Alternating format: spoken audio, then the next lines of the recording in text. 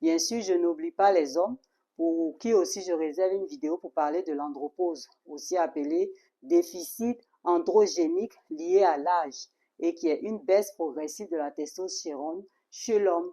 Les hommes aussi seront impactés par les fluctuations hormonales pendant cette période et certains hommes vivront difficilement l'andropause, comme c'est le cas pour certaines femmes pendant la ménopause. Malheureusement ou bizarrement, on n'entend pas souvent parler de l'andropause et c'est vraiment dommage. Mais si vous saurez tout sur l'andropause et la ménopause bientôt et comment ces périodes peuvent être gérées pour une vie sans trop de soucis de santé à partir d'un certain âge, bien sûr. Alors, je continue en vous disant donc de vous écouter.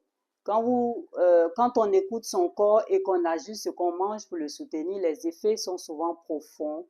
On a plus d'énergie, une meilleure clarté mentale, une stabilité émotionnelle, un sommeil parfait et surtout, on s'assure une belle suite quand nous allons nous retrouver dans ces périodes de fluctuations hormonales que sont la ménopause et l'andropause. L'équilibre nutritionnel est une clé puissante pour la vitalité et le bien-être à long terme. Quand on alimente son corps avec ce qui lui convient vraiment, il fonctionne à son plein potentiel. Nous devons équilibrer nos hormones pour un fonctionnement cérébral optimal. On doit lui fournir pour cela des nutriments qui influencent la production hormonale. La gestion du stress aussi peut se faire avec des activités relaxantes et l'exercice physique pour aider à réguler le cortisol qui est, on l'a dit, l'hormone du stress.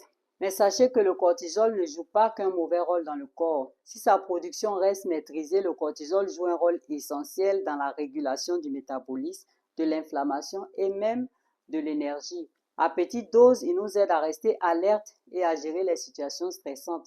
C'est un mécanisme naturel de survie. Cependant, lorsque le stress devient chronique, le taux de cortisol reste élevé trop longtemps, ce qui peut avoir des effets négatifs. Troubles du sommeil, baisse du système immunitaire, fatigue et même des problèmes cardiovasculaires, etc.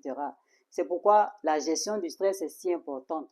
L'activité physique est un excellent moyen de gérer le stress. Elle stimule la production d'endorphines, souvent appelées hormones du bonheur, qui contribuent à améliorer l'humeur et à réduire l'anxiété. De plus, elle aide à canaliser l'énergie et les tensions accumulées, favorisant un sentiment de bien-être général.